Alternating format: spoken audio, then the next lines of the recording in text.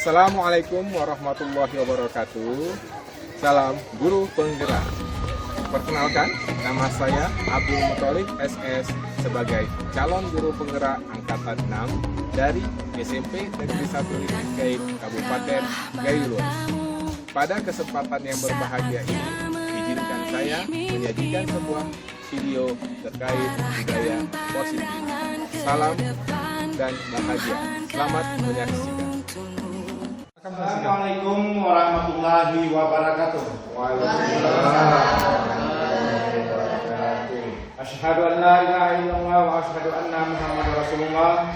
Allahumma shalli ala sayyidina Muhammad.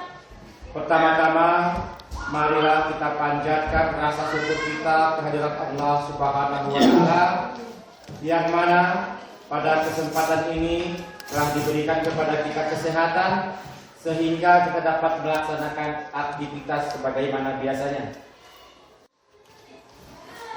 Baik, terima kasih. Assalamualaikum warahmatullahi wabarakatuh. Yang saya hormati Bapak Ibu Dewan Guru beserta staf yang hari ini alhamdulillah telah berhadir dan berkesempatan dalam mengikuti diseminasi dari program guru penggerak yang pada kesempatan ini mungkin tema terkait dengan budaya positif yang nanti akan disampaikan oleh Pak Abdul Muthalib. Sekali lagi mungkin saya mengucapkan terima kasih kepada Bapak Abdul Muthalib pada kesempatan ini telah meluangkan waktunya untuk sebagai narasumber kita dalam acara diseminasi ini, dan khususnya kepada teman-teman yang lain juga ya untuk bisa menghadirinya. Jadi sama-sama di sini kita belajar bersama. Nah, di antara terkecil mungkin dalam tingkat kita satuan pendidikan ya yang seperti ini menjadi bahagian dari komunitas belajar kita. Yang mudah-mudahan ini nanti bisa diikuti ataupun dilanjutkan oleh teman-teman kita yang lainnya ya, sehingga kita secara utuh bisa memahami terkait dengan kurikulum merdeka ya sesuai dengan apa yang diharapkan oleh pemerintah. Nah, Terima kasih kepada Pak Surya sebagai moderator pada hari ini. Bismillahirrahmanirrahim. Assalamualaikum warahmatullahi wabarakatuh. Alhamdulillah, puji dan syukur kepada Allah Subhanahu wa taala dimana pada hari ini Allah masih memberikan kita nikmat yang begitu membahagiakan sehingga kita diberikan kesehatan, keringanan langkah untuk menghadiri kegiatan kita yaitu diseminasi budaya positif. Salam pada Nabi besar kita dan Muhammad SAW. Yang saya hormati Bapak Kepala SMP Negeri 1 Gaib, yang saya hormati Bapak Wakil Kepala Sekolah Urusan Kesiswaan, yang saya hormati Bapak Moderator, yang saya hormati Bapak Ibu Dewan Guru, yang saya hormati pegawai yang hadir pada hari ini. Terima kasih Bapak Ibu saya ucapkan. Jadi hari ini diberikan kesempatan kepada saya itu untuk sharing pengalaman atau sharing ilmu apa yang sudah saya peroleh selama mengikuti program guru penggerak. Jadi hal-hal yang positif yang ada di sekolah kita ini dari hal-hal terkecil itu kita tingkatkan kembali.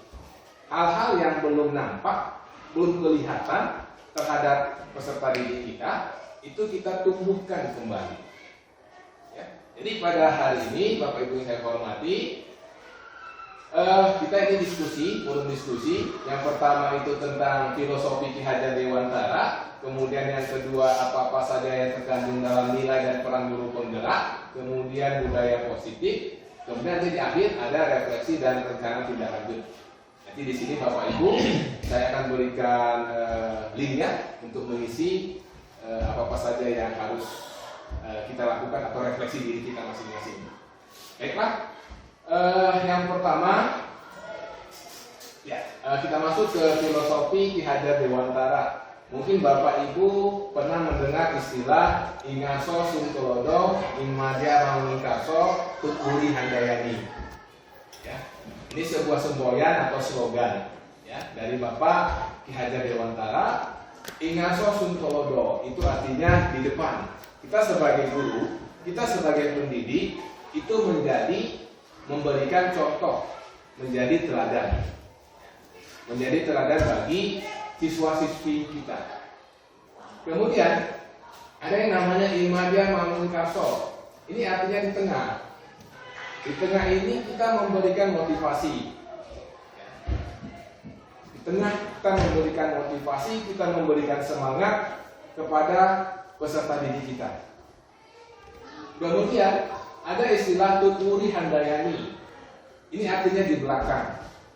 Kalau kita ibaratkan kita mempunyai anak yang belum bisa jalan dan hendak mau belajar jalan, itu pasti posisi kita di belakang.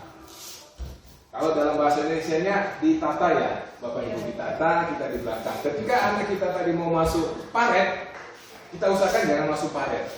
Ketika anak kita mau ke hal-hal yang negatif, kita arahkan ke hal-hal yang positif. Berarti artinya, tuturi handayani di sini itu di belakang sebagai kita ini guru membina, membimbing, menuntun. Ya. Kemudian ada istilah Bapak Ibu petani, benih, dan sawah. Ini sebuah istilah petani, benih, dan sawah. Kita ibaratkan kita ini seorang petani. Guru ini sebagai petani, kemudian benih ini sebagai siswa-siswi kita, kemudian sawah ini sebagai taman atau lingkungan sekolah kita. Jadi artinya apa? Artinya adalah ketika kita bercocok tanam, benih ini bagaimana supaya menghasilkan hasil yang paling baik. Otomatis seorang petani perlu mengusahakan mulai dari benihnya kita rawat dengan baik, sanitasinya, pemupukannya, kemudian obat-obatnya, sehingga nanti ibaratnya padi itu atau tumbuhan lain itu memuaskan hasilnya.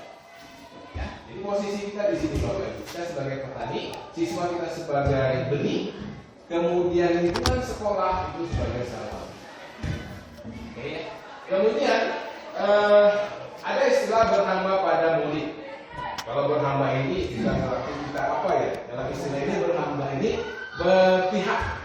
berpihak pada siswa. Ya, apapun ceritanya, kita sebagai guru di zaman sekarang ini, ya, kita tidak ada istilah memaksakan keinginan kita, memaksakan kehendak. Kamu harus bisa seperti ini. Ya. Jadi kalau seperti itu, karena potensi, karena kemampuan, ya, karena hal-hal yang demikian itu peserta didik itu memiliki ciri-ciri yang berbeda sesuai bakat minatnya. Saya teringat ketika saya masih pertama kali guru Bapak Ibu, saya memaksakan kehendak saya mengajar bahasa Inggris harus bisa seperti ini, harus bisa seperti ini. Rupanya sekarang ini tidak diperbolehkan lagi. Jadi itu ibaratnya bernama pada murid. Jadi murid itu ada namanya nanti yang mempunyai kontrak alam, ada yang disebut nanti kontrak zaman.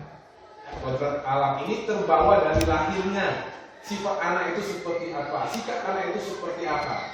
Harus bisa kita analisis, bahwa anak ini cenderung dia pendiam.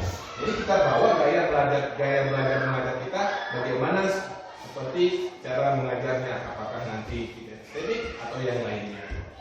Kemudian ada kontrak zaman. Kontrak zaman ini mengikuti perubahan waktu. Ya, perubahan waktu. Sekarang zaman teknologi, era digital, kita usahakan ketika kita masuk ke dalam kelas, ya sedikitnya kita bawalah sejenis era perubahan dalam pembelajaran, baik dia proses maupun nanti penilaian. Kemudian Bapak Ibu, Bapak pendidikan kita ini merumuskan bahwa tujuan pendidikan itu adalah menuntun segala kodrat yang ada pada anak. Jadi guru hanya menuntun, membina, mendidik, bukan memaksakan, ya, bukan mengintimidasi, tapi bagaimana seorang guru itu bisa menuntun segala kodrat, apakah kodrat alam ataukah kodrat zaman yang ada pada siswa kita agar mereka mencapai tujuannya adalah keselamatan dan kebahagiaan. Selamat dunia akhirat dan bahagia dunia akhirat.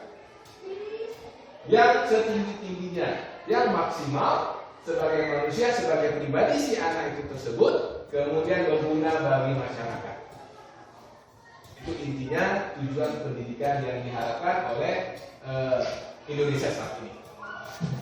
Lanjut Bapak Ibu ya. Oke, di modul 1.2 kami memiliki tugas atau wacana materinya itu adalah nilai-nilai guru penggerak. Tadi alhamdulillah sudah disebutkan sama Pak Kepala Sekolah. Ada beberapa nanti peran dari guru penggerak itu. Ya. Kali ini ada nilainya. Apa saja sih nilai-nilai guru penggerak itu? Bukan hanya guru penggerak, semua guru. Ya, Bapak Ibu saya hormati. Pertama berpihak pada murid, berpihak pada siswa. Berpihak seperti tadi dikatakan berhamba pada murid, berpihak pada murid. Jadi tidak ada kata paksaan, tidak ada kata intimidasi. Kalau nggak bisa awas ya, siapkan PR-nya. Itu nggak ada seperti itu. Kemudian ada mandiri. Nah, di sini tadi mandiri, bagaimana kita bisa mengikuti kegiatan-kegiatan secara mandiri, apakah secara online, apakah secara tatap muka untuk menambah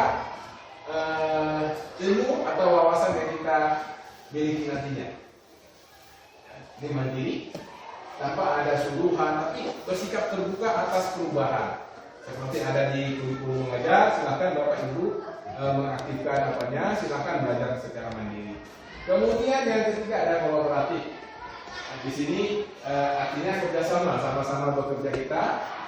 Kadang-kadang tidak istirahat, kita saling sharing, siapa yang bisa saling membantu, ya, artinya kolaboratif bekerja sama.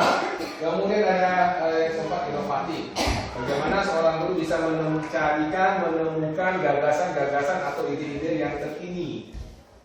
Nah, kemudian terakhir adalah reflektif. Ini kita ibaratnya sebagai cermin, merefleksikan diri kita apa yang sudah kita capai, apa yang belum tercapai. Ini wajib kita refleksikan. Inilah dia nilai-nilai guru penggerak. Kemudian Bapak Ibu yang saya hormati, ada peran. Peran guru penggerak itu seperti apa? Yang pertama sebagai pemimpin pembelajaran. Pasti semuanya kita ini pemimpin pembelajaran. Bukan hanya saya, Bapak Ibu juga sebagai pemimpin pembelajaran. Bagaimana kita memanajemen menjadi seorang guru yang berkualitas. Kemudian yang kedua, coach bagi guru lain. Coach artinya ini teman. Teman yang membantu ketika teman lain mengalami kesulitan atau kerumitan dalam pembelajaran. Ya. Kemudian Bapak Ibu ada pendorong kolaborasi. Seperti kita sekarang ini, yuk kita kumpul-kumpul secara mandiri, bahas apa kita. Ya. Ini sebagai pendorong kolaborasi. Kemudian penggerak komunitas praktisi. Oke, ini maksudnya adalah kita di kabupaten ini memiliki yang namanya MGMP. Ya, kita memiliki MGMP, lalu kita memiliki wadah PGRI. Bagaimana kalau di wadah-wadah tersebut, ya kita gerakan untuk hal-hal yang positif. Di MGMP alhamdulillah kita sudah belajar tentang ini. Bagaimana dengan PGRI? Silakan kita berikan ide usulan untuk kesejahteraan umumnya untuk pada guru yang ada di Kabupaten Banyumas ini. Kemudian terakhir adalah mewujudkan kepemimpinan murid. Ya. Alhamdulillah kita salah satunya sudah ada kegiatan ekstra seperti ada kepramukaan, kemudian di pagi hari ada literasi. Ya. Itu salah satu mewujudkan kepemimpinan murid. Nanti dari segi ke depan kita usahakan banyak kegiatan-kegiatan yang memunculkan menjadikan murid itu menjadi seorang pemimpin. Oke, Bapak Ibu kita lanjut. Kita masuk ke intinya budaya positif. Budaya positif itu ada beberapa nanti tahapannya. Yang pertama adalah disiplin positif. Ini secara arti bahwa disiplin itu artinya belajar. Disiplin artinya belajar. Kemudian untuk menjadi seorang murid atau mengikuti, seorang harus paham betul alasan mengapa mereka mengikuti suatu aliran atau ajaran tertentu. Sehingga motivasi terbaru adalah motivasi prinsip. Artinya, selama ini mungkin motivasi terhadap siswa itu ekstrinsik masih. Masih, contohnya mendapatkan penghargaan, mendapatkan pujian karena takut, ya. Itu kebanyakan yang kita jumpai untuk mendisiplinkan dirinya. Bukan dari dirinya sendiri. Kemudian dengan kata lain, seorang yang memiliki disiplin diri berarti mereka bisa bertanggung jawab terhadap apa yang dilakukannya karena mereka berdasarkan diri mereka pada nilai-nilai. Jadi itu bagaimana peserta didik kita itu menumbuhkan disiplin dirinya itu disiplin yang bersifat motivasi intrinsik, motivasi yang ada dalam dirinya sendiri, bukan ekstrinsik, bukan dari luar. Aku datang ke sekolah itu karena aku ingin ini, bukan ya. Bukan karena takut hukuman, ujian, segala macam. Jadi tujuannya sebagai pendidik, tujuan kita adalah menciptakan anak-anak yang memiliki disiplin diri. Kita sebagai guru, bagaimana kita menciptakan anak ini disiplin diri sehingga mereka bisa berperilaku dengan mengacu pada nilai-nilai kebajikan universal dan memiliki motivasi. Kebajikan universal ini seperti rasa bersyukur, bertanggung jawab, mandiri, kemudian kedisiplinan, dan masih banyak hal lagi yang bersifat positif. Lanjut Bapak Ibu. Ini nilai-nilai kebajikan universal, nilai-nilai kebajikan yang disepakati bersama, lepas dari suku bangsa, agama, bahasa ataupun latar belakangnya. Nilai-nilai ini merupakan yang paling besar. Jadi intinya di sini nilai-nilai kebajikan universal ini datang dari apa yang sudah menjadi tradisi atau budaya positif sekolah kita ini. Kemudian menurut pakar ahli, ini ada Dr. William Glasser dalam teori kontrol tahun 84 menyatakan bahwa setiap perbuatan memiliki suatu tujuan. Dan selanjutnya Jen Gosen dalam bukunya dalam tahun 98 mengemukakan bahwa dengan mengkaitkan nilai-nilai kebajikan yang diyakini seorang, maka motivasi intrinsiknya akan terbangun sehingga menggerakkan motivasi dari dalam untuk fokus Bapak Ibu. Kemudian ini artinya nilai-nilai kebajikan. Contoh nilai-nilai kebajikan ini nanti akan kita pelajari di tahapan berikutnya. Contoh salah satunya adalah tentang keyakinan kelas. Ya, itu nanti. Lanjut Bapak Ibu. Oke. Ini ada sub yang kedua tentang nilai positif, yaitu teori motivasi, hukuman, dan penghargaan. Teori motivasi menurut Dian Gosen dalam bukunya Restrictive School Discipline ada 3. Yang pertama, untuk menghindari ketidaknyamanan atau hukuman. Yang kedua, untuk mendapatkan imbalan atau penghargaan dari orang lain. Yang ketiga, untuk menjadi orang yang mereka inginkan dan menghargai diri sendiri dengan nilai-nilai yang khususnya. Oke, ini ada kasus. Kasus, Bapak Ibu, sebagai seorang guru, saat Anda hadir mengajar di kelas tepat waktu, motivasi apakah yang mendasari tindakan Anda? Apakah motivasi A, B, atau C? Kita ada jam, datang tepat waktu. Apa motivasi kita itu Bapak Ibu? Apakah menghindari ketidaknyamanan atau hukuman? Apakah untuk mendapatkan imbalan atau penghargaan? Atau apakah untuk menjadi orang yang mereka inginkan dan menghargai diri sendiri dengan nilai-nilai yang ada? Kita jawab diri kita masing-masing Bapak Ibu. Kita hanya tepat waktu untuk sekolah, motivasinya apa? Kemudian apakah Anda datang ke waktu karena tidak ingin ditegur oleh atasan Anda? Dan kemudian mendapat surat peringatan, menghindari ketidaknyamanan dan hukuman, atau Anda ingin mendapatkan pujian dari atasan Anda dan mendapat penghargaan sebagai karyawan atau guru berprestasi, mendapatkan imbalan atau penghargaan, atau Anda ingin menjadi orang yang menghargai waktu, menghargai diri Anda sendiri sebagai teladan bagi murid-murid, karena Anda percaya tindakan Anda sebagai guru akan dicontoh oleh murid-murid. Anda menghargai nilai-nilai diri sendiri. Manakah inovasi yang paling kuat mendasari bagi Bapak Ibu sekalian? Insyaallah kedepannya semuanya kita mendapatkan nanti insyaallah berbuat untuk poin yang ini. Bukan karena hukuman, bukan karena ada imbalan, tapi menghargai diri sendiri. Oke, Bapak Ibu.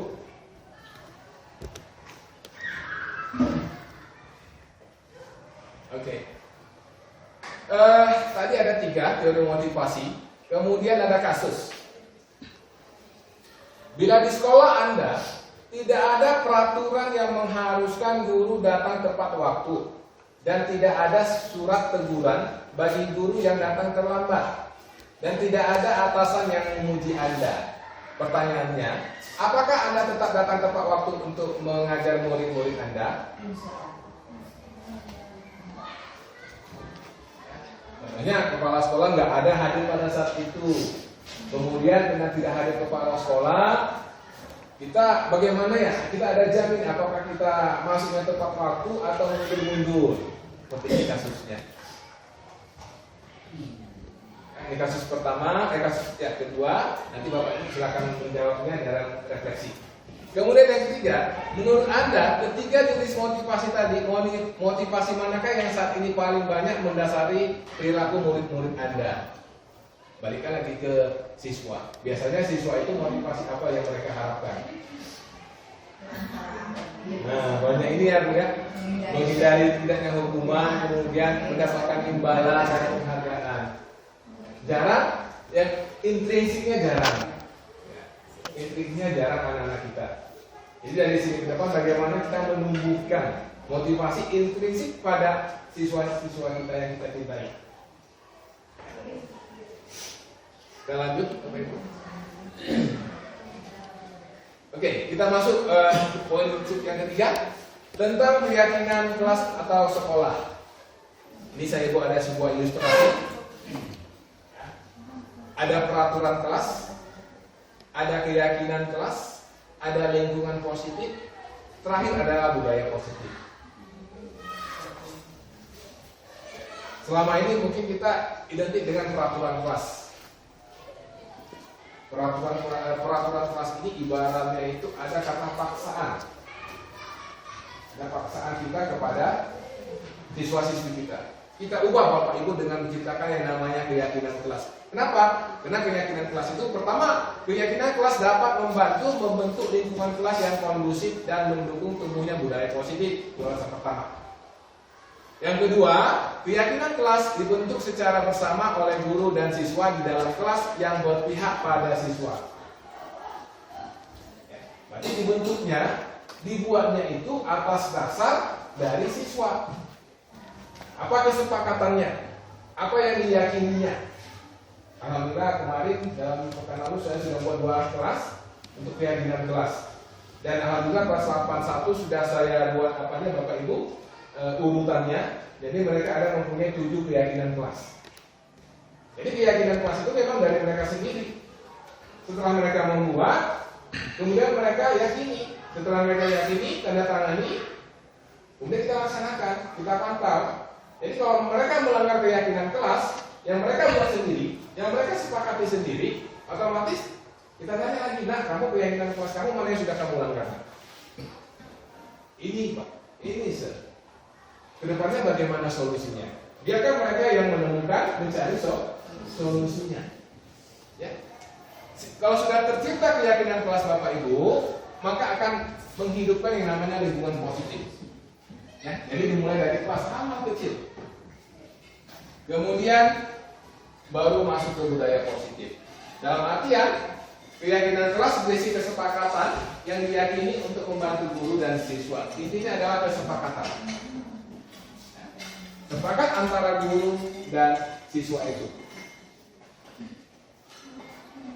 Bersama membentuk kita badan mengajar yang efektif. Tujuan dibuat keyakinan kelas adalah untuk menumbuhkan nilai-nilai positif yang akan menjadi budaya positif. Jadi diawali dari kelas Bapak Ibu, kemudian masuk ke budaya positif. Jadi peran kita masing-masing. Contohnya gini Bapak Ibu, kalau nanti semua guru membuat keyakinan kelas, belakang ibaratnya itu siswanya terlalu jadi ribet ya. Jadi satu guru umpamanya sudah selesai. Karena saya sudah selesaikan di kelas 82. Nanti bisa saya kasih ke Bapak Ibu. Ini loh keyakinan kelas 82. Jadi nggak usah lagi dibuat sama guru lain ke kelas 82. Jadi yang belum, mungkin dari kelas 71, 72 dan segalanya, ya kita usahakan membuatkan yang namanya keyakinan kelas, bukan peraturan kelas. Beda ya Bapak Ibu.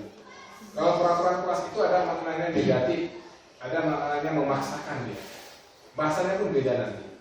Contohnya, jadi kalau peraturan kelas itu kata dilarang, tidak boleh.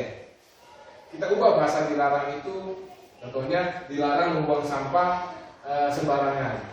Kita ubah, bagaimana mengubah bahasa keyakinan kelas? Mengubah menjaga kelas tetap bersih. Ini makna dilarang, makna kata tidak boleh, itu kita ubah. Makna-makna yang negatif itu. Lanjut Bapak Ibu. Oke. Bagaimana tahapan membentuk keyakinan kelas? Yang pertama, keyakinan kelas itu kan bersifat lebih abstrak, lebih umum ya bahasanya. Sementara peraturan itu lebih rinci dan konkret. Kemudian yang kedua, keyakinan kelas berupa pernyataan-pernyataan universal. Pernyataan keyakinan kelas nantinya dibuat dalam bentuk positif. Jadi kalimatnya kalimat positif. Kemudian keyakinan kelas hendaknya tidak terlalu banyak. Usahakan paling banyak itu Bapak Ibu 7 saja. Ya, 7 paling banyak, mengenai kebersihan apa, mengenai keamanan apa, mengenai saling menghargai apa, ya, poin-poinnya. Kemudian keyakinan kelas sebaiknya sesuatu yang dapat diterapkan di lingkungan tersebut. Jadi jangan terlalu memaksakan. Apa kebutuhan kelas 71 pasti beda dengan kebutuhan kelas 72. Yang diyakini pasti beda-beda. Kemudian semua warga kelas hendaknya ikut berkontribusi lewat kegiatan curah pendapat. Nah di sini tadi maksudnya Bapak Ibu. Jadi semuanya ikut serta memberikan ide dan gagasan untuk kelasnya masing-masing. Kemudian ini yang paling penting, ketika ada kesalahan, ketika ada perbaikan, bersedia meninjau kembali keyakinan kelas tersebut. Oke, kita lanjut Bapak Ibu. Ini contoh keyakinan kelas pertama. Setiap anggota kelas perlu belajar, setiap anggota kelas perlu senang, setiap anggota kelas perlu melakukan tugas, setiap anggota kelas perlu saling menghargai, setiap anggota kelas perlu merasa aman. Ini salah satu contoh. Jadi nggak ada kata dilarang, tidak boleh, jangan. Jadi bahasanya bahasa universal, bahasa umum yang bersifat positif. Kemudian contoh yang kedua, selalu bersikap positif, senantiasa menjadi diri terbaik, percaya dan menghormati orang lain serta barang miliknya, berkomitmen terhadap setiap tugas, dan senantiasa membantu teman. Wawancara kelas. Oke, kita lanjut. Kita masuk yang berikutnya adalah kebutuhan dasar manusia. Ada 5, Bapak Ibu yang saya hormati. Pertama, untuk bertahan hidup. Kedua, kasih sayang dan merasa diterima. Ketiga, kebebasan. Keempat, kesenangan. Kelima, penguasaan. Ini 5 kebutuhan dasar pada manusia. Contoh kasus Bapak Ibu, pertanyaan pemantik. Ibu Ambar, guru wali kelas 2A di SD Pelita Hati, sedang bingung menghadapi pula salah satu murid di kelasnya yang bernama Doni. Beberapa anak di kelas 2A telah datang padanya dan mengeluhkan Doni yang seringkali meminta bekal makan siang kepada mereka dengan cara memaksa. Jika Anda menghadapi situasi seperti Ibu Ambar, apa yang akan Anda lakukan? Menurut Anda, kira-kira apa alasan Doni melakukan hal itu? Sekarang di sini kita berdiskusi Bapak Ibu. Contohnya saya ambil kasus bertahan hidup. Kira-kira apa alasan si Doni itu melakukan hal demikian? Kira-kira berapa? Bisa saja dia tidak mempunyai bahan bekal dia bawa ke sekolah dia. Ya Bu, mungkin si Doni tidak disiapkan bekal sama orang tuanya. Oke, dapat. Oke. Kemudian bagaimana kasih sayang dan merasa diterima? Memberikan. Kalau kita kaji kebutuhan dasar kasus ini, diidentikan dengan kasih sayang. Mana yang harus, apa yang sudah dilakukan sama si Doni? Dia mengganggu temannya agar dia dipanggil sama guru atau kepala sekolah. Setelah kepala sekolah pasti dipanggil orang tuanya. Di situ butuh kasih sayang dia. Rupanya di rumah mungkin dari kasih sayang, nah, kurang perhatian. Kemudian yang ketiga, kebebasan.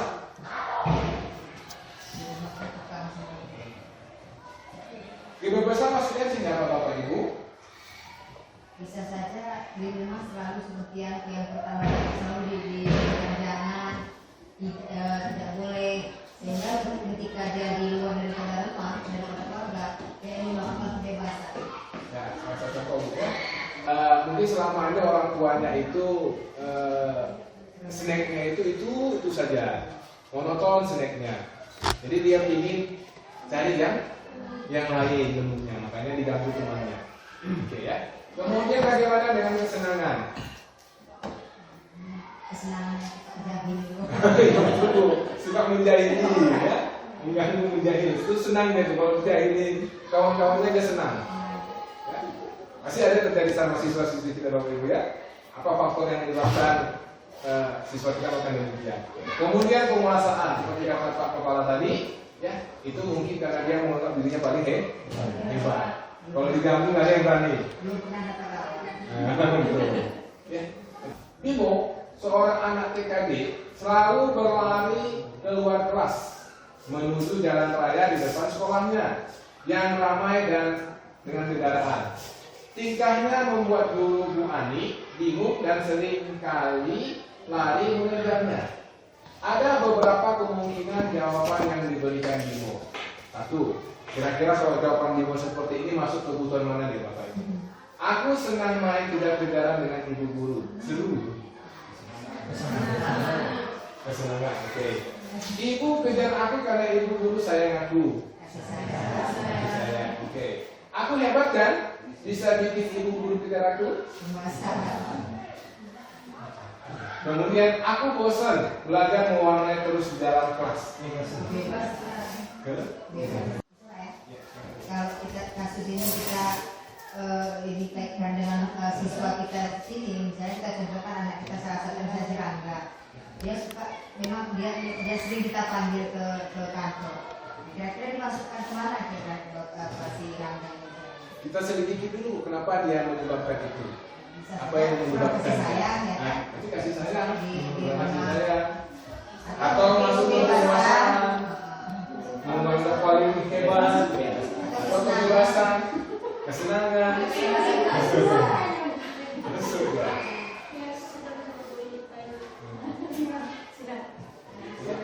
Selanjutnya Bapak Ibu 1. Ia senang sekali ketika ayahnya mulai mengajarkan cara menyetir mobil. Setiap akhir pekan, ia berlatih menyetir. Ia terlihat senang sekali berlatih sampai akhirnya ia bisa menyetir mobil dengan baik dan lancar. Ketika ibunya bertanya kepada Dimas, apa yang membuat dia ingin bisa menyetir mobil? Ketika jawaban Dimas adalah seperti ini. Bukan apa yang ingin dipenuhi sama si Dimas. Pertama, menyetir mobil itu seru. Ini jawaban si Dimas. Kira-kira apa Bapak Ibu? Senang. Menyetir itu seru. Penguasaan. Menguasai itu. Kesenangan. Oke.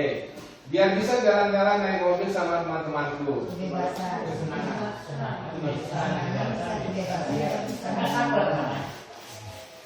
Kemudian, aku merasa bangga dan keren. Kemudian aku senang bisa pergi ke tempat-tempat yang aku suka. Kebebasan.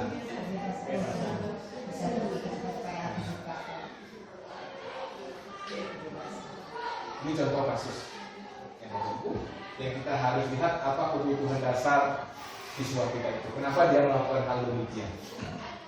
Ketika ada jawabannya seperti ini. Ya, kita lanjut ya Bapak Ibu. Oke, kita masuk poin yang berikutnya. 5 posisi kontrol. Sudah di posisi manakah kita Bapak Ibu? Pembentuk, membuat merasa bersalah, teman, pemantau, atau manajer? Empat pemantau.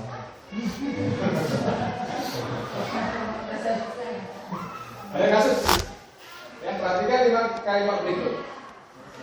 Awas ya, kalau lain kali telat mengerjakan tugas. Awas ya, kalau lain kali telat mengerjakan tugas lagi. Ini ada kalimat yang diucapkan sama seorang guru. Maka termasuk 5 posisi kontrol yang mana ini Bapak Ibu?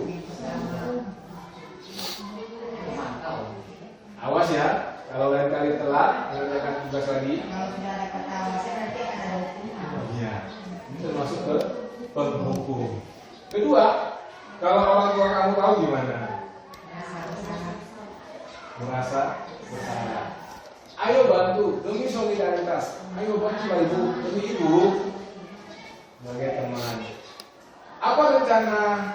Apa peraturan yang berlaku di kelas kita? Ada konsekuensi. Ketika ada peraturan pasti ada konsekuensi. Itu masuk ke pemantau. Kemudian terakhir, apa rencana kamu nak untuk memperbaiki ini? Nggak ada Pak. Nah, itu jawabannya. Sebagai manajer. Manakah yang lebih sering Anda atau Bapak Ibu guru katakan ketika menemui anak yang mengalami kesalahan? Awas ya. Jadi seperti ini ya. Oke. Coba dari sini ke depan kita berusaha untuk mencapai yang manajer. Tidak boleh gimana.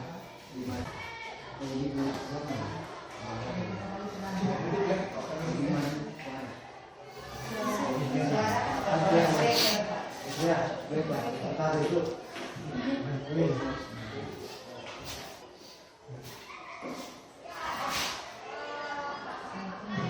Kalian, biar kapok. Cepat. Pergi sana bawa panaskan. Tidak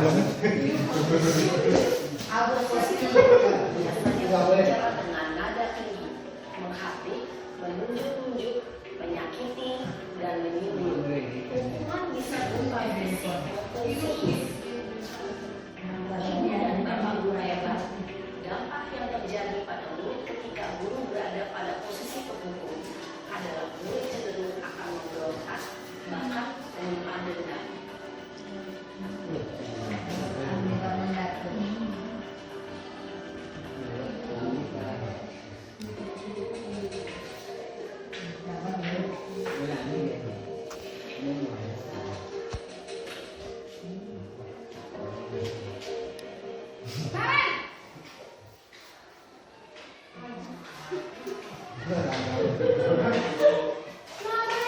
Naren, kamu kenapa terlambat lagi, nak? Ya Tuhan, Naren. Kamu senang ya bikin ibu susah ya? Kalau kamu terlambat lagi, nanti ibu yang ditegur bapak kepala sekolah, nak. Disangka ibu tidak bisa membina kamu. Duh, gimana ini? Duh, Gusti Naren. Kamu suka ya kalau ibu ditegur bapak kepala sekolah? Terus, sekarang ibu harus tulis apa ini di buku absen? Ini kamu sudah sering terlambat loh. Ibu harus apa coba? Maaf Bu, maaf sekali. Ya sudah, lain kali jangan bikin ibu susah lagi ya nak ya. Ibu tidak akan kuat lagi kalau kamu begini terus. Bisa jantungan kalau ibu tegur bapak kepala sekolah. Sana cepat ke kelas. Maaf ya Bu, maaf sekali. Posisi pembuat rasa bersalah berbicara dengan nada tenang, cenderung lembut, namun kata-kata yang diutarakan membuat murid merasa menjadi orang yang gagal, memandang buruk dirinya sendiri, merasa tidak berharga, dan tidak sanggup membahagiakan orang lain. Ketika guru mengambil posisi pembuat rasa bersalah, murid akan menganggap dirinya yang bersalah dan ia akan menyimpan emosi negatif tersebut di dalam dirinya.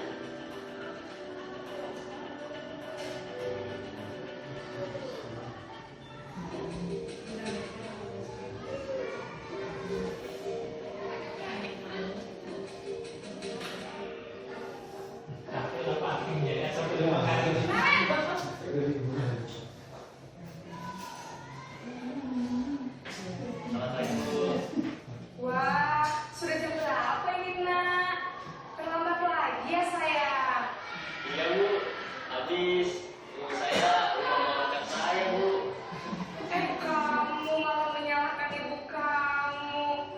Kamu bukannya anak yang larinya paling kencang. Kok terlambat sih? Iya Bu, saya memang terlambat bangun tadi.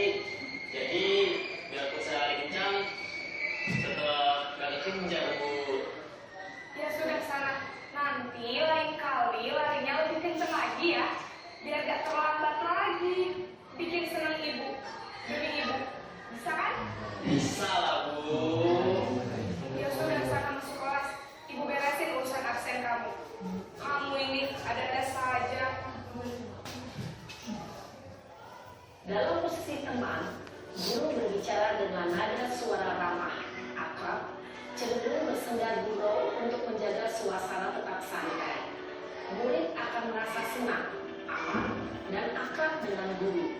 Identitas yang tercipta adalah identitas sukses atau berhasil. Karena realisasi dengan eksternal, maka ada faktor ketergantungan dari murid kepada orang tertentu. Di sini guru aksennya, sehingga di lain waktu murid bisa berperilaku baik, namun hanya kepada orang-orang tertentu saja.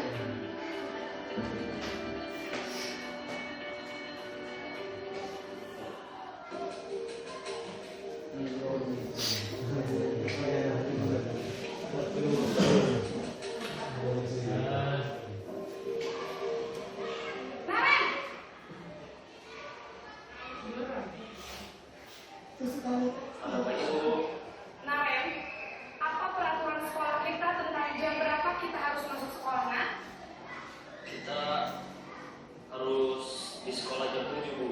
Iya betul, sekarang sudah jam 7.20. Naren sudah tahu konsekuensinya jika terlambat hadir. Paham Bu, saya harus tinggal kelas pas jam istirahat selama 20 menit. Iya benar, konsekuensinya demikian. Jadi nanti jam 9.30 pas istirahat, kamu harus tinggal di kelas, kerjakan tugas tambahan untuk ketertinggalan kamu, ya? Baik Bu. Posisi pemantau mengandalkan penghitungan atau data untuk mengontrol murid. Guru mengarahkan murid berdasarkan peraturan dan konsekuensi. Seorang pemantau menunjukkan bahasa tubuh dan ekspresi wajah yang datar dan cenderung formal.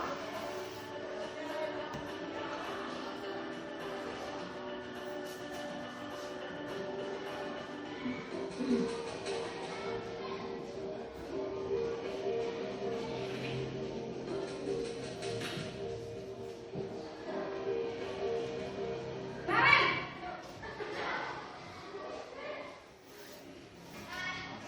Selamat pagi Bu. Selamat pagi, Naren. Maaf Bu, saya terlambat.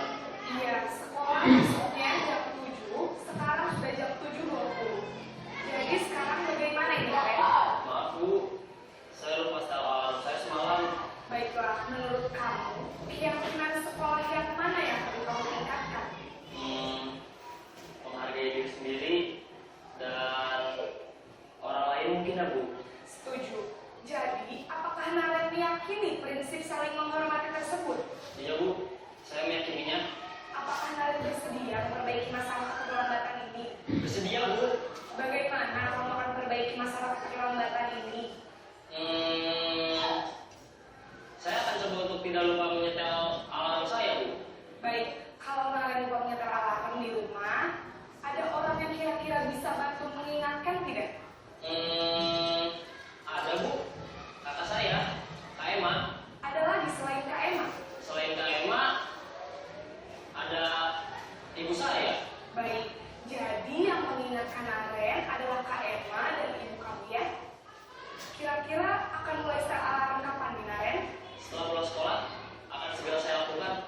Baik, jadi Naren akan setel alarm untuk bangun besok pagi dan akan diingatkan oleh kakak dan ibunda Naren ya. Ada lagi yang mungkin perlu dilakukan, Naren? Agar tidak terlambat bangun lagi. Tidak ada Bu. Baik, Naren. Terima kasih untuk kerjasama kamu. Sekarang kamu perlu kembali ke kelas untuk belajar. Baik Bu, terima kasih.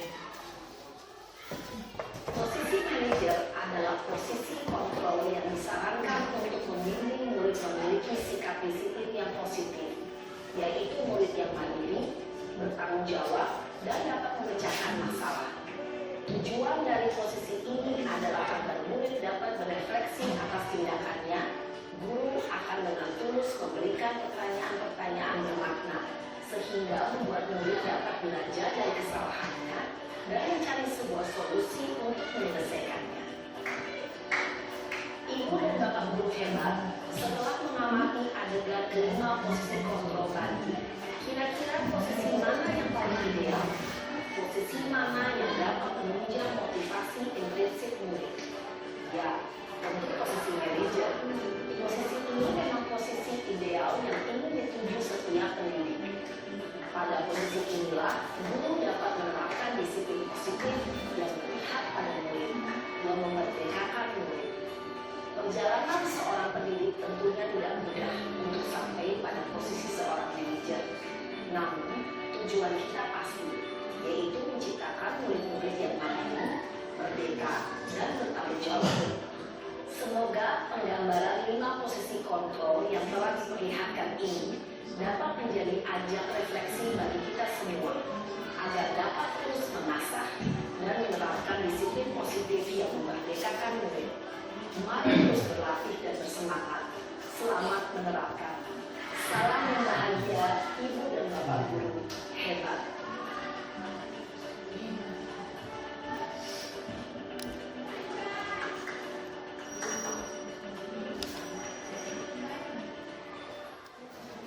Ya, itu sekilas video Bapak Ibu di posisi kontrol yang ada pada seorang guru. Jadi diupayakan videonya ini posisi kita mau menuju menjadi seorang guru yang manajer. Artinya apa? Artinya adalah biarkan anak-anak itu yang mencari solusi atas masalah, atas ketimpangan yang dilakukannya. Ini Bapak Ibu. Jadi pengertian restitusi di sini adalah proses menciptakan kondisi bagi murid untuk memperbaiki kesalahan mereka, sehingga mereka bisa kembali pada kelompok mereka dengan karakter yang lebih kuat. Intinya memperbaiki solusinya dari mereka, sehingga mereka menempatkan kembali ke kelasnya, kembali ke teman-temannya dengan memiliki karakter yang lebih kuat lagi. Ciri-ciri restitusi: 1. Memperbaiki kesalahan, bukan menebus kesalahan. Memperbaiki kesalahan, bukan menebus kesalahan. Yang kedua, memperbaiki hubungan. Ketiga, tawaran, bukan paksaan. Keempat, mencari kebutuhan dasar yang mendasari tindakan. 5 kebutuhan dasar tadi. Kemudian yang kelima, menguatkan disiplin positif murid. Lanjut, Bapak Ibu yang saya hormati, tahapannya tadi sudah dijelaskan. Apa sih maksudnya melestarikan identitas? Bertujuan untuk mengubah identitas anak dari orang yang gagal karena melakukan kesalahan menjadi orang yang sukses. Jadi ketika kita panggil siswa kita, jangan ada kalimat langsung menyalahkan. Ya. Kemudian apa sih validasi tindakan yang salah? Pembuktian tindakan yang salah dengan memahami alasan dan menyadari setiap tindakan memiliki tujuan akan pemenuhan kebutuhan dasar manusia. Kemudian terakhir, menanyakan keyakinan merupakan keadaan yang siap untuk dihubungkan dengan nilai-nilai yang dipercaya dan tentunya menjadi orang yang diinginkan atau identitas yang sukses. Artinya apa? Di sini kita anak-anak itu yang memberikan solusi atas masalah yang mereka buat. Kita di sini menguatkan apa solusi yang mereka katakan. Jadi untuk menerapkan tahapan segitiga restitusi ini itu ada pada posisi guru menjadi seorang manajer. Oke.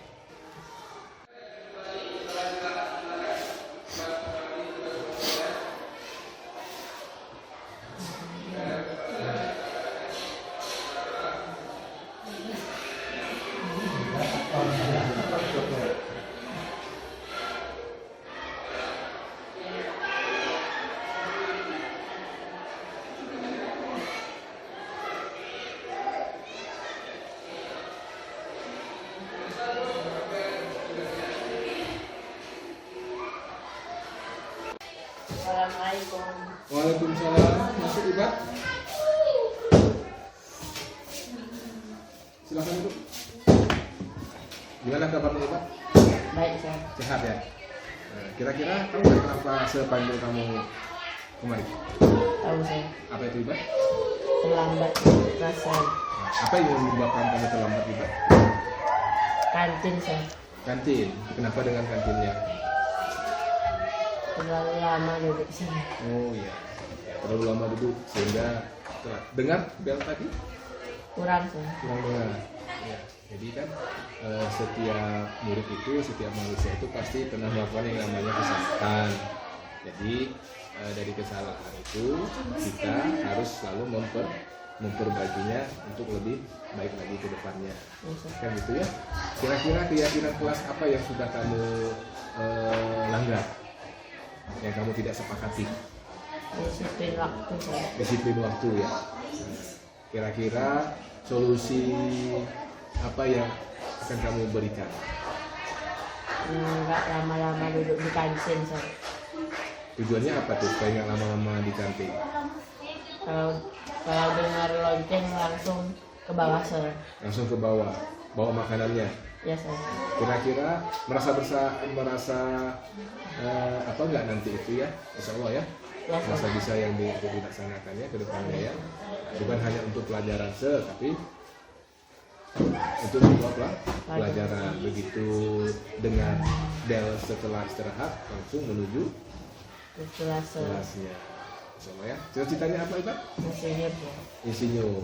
Oke, bagus sekali ya cita-citanya jadi insinyur. Oke Ibat, itu aja ya. Ya, Sir. Insya Allah kedepannya tidak lagi melanggar sesuai dengan keyakinan kelas kita yang ada. Oke, terima kasih Pak. Silakan masuk ke kelasnya ya. Ya, Sir.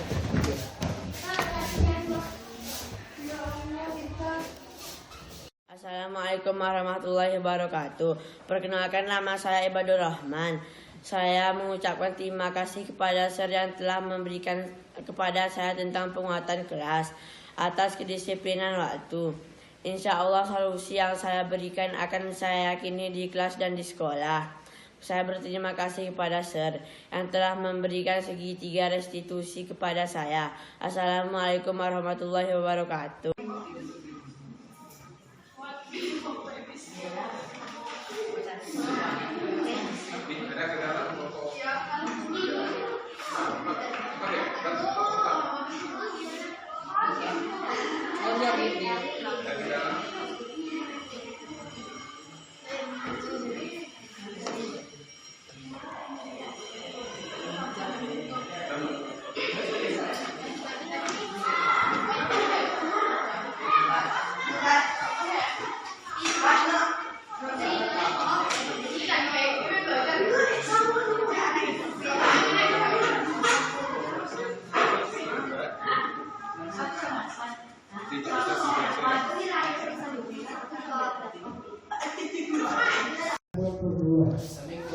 Waalaikumsalam. Ya, Khalid, silakan. Ya, Khalid, kira-kira kenapa kamu dipanggil ke kantor ini? Jumpai sama Sir? Enggak tahu, Sir. Nggak tahu. Kira-kira tadi perbuatan kamu ketika belajar bahasa Inggris tadi kira-kira apa ya? Lempar-lemparan kertas, Sir. Lempar-lempar kelas, lempar-lempar kertas di sama teman. Ya, Sir. Kira-kira kenapa itu? Enggak suka. Buat senang-senang. Ya, Sir. Lempar-lempar untuk senang-senang. Kira-kira keyakinan kelas mana itu yang sudah kamu sedikit kurang benahi yang harus diperbaiki? Ketertiban kelas, Sir. Ketertiban kelas ya. Ya, Sir. Jadi kan setiap orang itu pasti ada yang pernah mengalami kesalahan, termasuk saya juga pernah melakukan kesalahan. Tapi dengan kesalahan itu kita belajar untuk lebih baik lagi supaya nanti ke depannya nggak lagi. Kira-kira cita-cita kamu apa? TNI, Angkatan Darat ya. Iya. Kira-kira solusi apa itu yang akan kamu lakukan supaya tidak terulang lagi lempar-lempar kertas tadi? Saya tidak akan mengulangi lagi, Sir. Kalau mengulangi, saya berdiri, Sir. Itu Ya, Sir.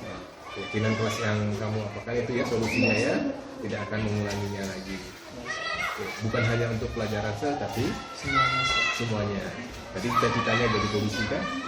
Jadi TNI atau polisi, ketertiban kelas harus dijaga, termasuk dari diri kita sendiri ya. Jadi kalau mau jadi sukses, tertibkan, disiplinkan diri sendiri. Oke. Allah kedepannya tidak terulang lagi ya. Ya, oke. Terima kasih tadi. Masuk kelas lagi ya. Oke. 3 restitusi yang 3 tahapan tadi yang menstabilkan identitas, validasi tindakan yang salah, kemudian menanyakan keyakinan. Jadi kita menyampaikan itu dalam artian komunikasi kita ke siswa itu harus lebih harmonis, harus lebih humanis. Jangan memponis, jangan menjustis. Maka mungkin ada ibaratnya apa yang menyebabkan dia melakukan itu pasti ada sesuatunya. Itu kita tanya dengan bagus. Oke, kira-kira di sini saja mungkin ya diskusi kita tentang budaya-budaya positif ini. Kita simpulkan bahwasanya budaya positif ini terlahir dari kebiasaan-kebiasaan, dari hal-hal positif yang ada di sekolah kita ini. Yang sudah ada, mari Bapak Ibu kita kembangkan, mari kita tingkatkan. Yang belum nampak, mari kita gali. Contoh konkret dalam budaya positif ini, bagaimana kedepannya kita menerapkan istilahnya 5S 2T. Ya, sapa, salam, senyum, sopan, santun, plus 2T, tolong, terima kasih. Jadi ungkapan-ungkapan atau ucapan-ucapan itu jarang kita terdengar, apalagi ucapan terima kasih, ucapan tolong. Itu kalau dalam kelas ketika ada teman yang meminjam sesuatu jarang mengucapkan minta tolong, langsung main ambil saja. Ketika mau mengembalikan jarang mengucapkan terima kasih, main lempar saja. Jadi ini di awal-awal atau di selama proses pembelajaran Bapak Ibu, mungkin kata-kata tolong, kata-kata terima kasih kita selipkan dalam pembelajaran. Kemudian budaya positif yang lain seperti sudah kita laksanakan seperti gotong royong, ya, kita tingkatkan kembali. Kemudian ada budaya positif yang sudah kita laksanakan seperti literasi di pagi hari sebelum proses pembelajaran. Kemudian ada lagi sejenis kegiatan sholat berjamaah yang kita tingkatkan kembali, dan kita gali lagi mana yang menjadi budaya-budaya positif atau tradisi atau kebiasaan-kebiasaan positif yang masih ada di sekolah ini. Mari kita Bapak Ibu berkolaborasi, bekerja sama untuk meningkatkan. Intinya di sini adalah menuju profil pelajar Pancasila. Yang pertama, beriman ya, dan bertakwa kepada Tuhan Yang Maha Esa dan berakhlak mulia. Yang kedua, mandiri. Yang ketiga, gotong royong. Yang keempat, berkebinekaan global. Yang kelima, bernalar kritis. Dan yang keenam adalah kreatif.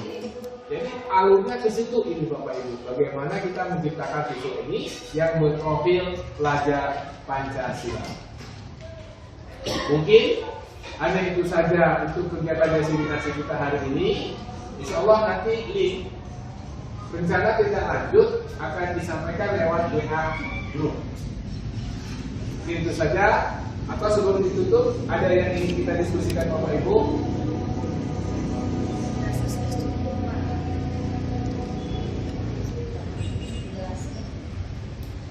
Ya, sekali lagi.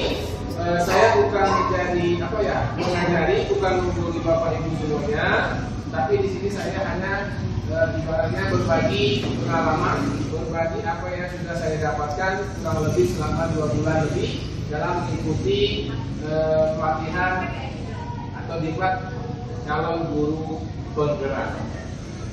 Ya, itu saja. Kalau tidak ada yang ingin kita diskusikan, saya mohon maaf atas perkataan dan perbuatan yang saya ucapkan dan tidak lanjutnya. Kemudian saya tutup dengan Assalamualaikum warahmatullahi wabarakatuh. Terima kasih kami ucapkan kepada Bapak Abdul Muthalib SS yang telah memberikan penyajian dan pemaparan, semoga bermanfaat kepada sekolah kita yang terutama SMP Negeri 1 Gresik. Dengan berakhirnya pemaparan dari Bapak Abdul Muthalib SS tadi, maka berakhirlah acara kita, yaitu diseminasi budaya positif. Mungkin saya sebagai moderator memohon maaf kepada Bapak Ibu dan Guru, dan kami akhiri. Billahi taufiq wal hidayah. Assalamualaikum warahmatullahi wabarakatuh. Waalaikumsalam.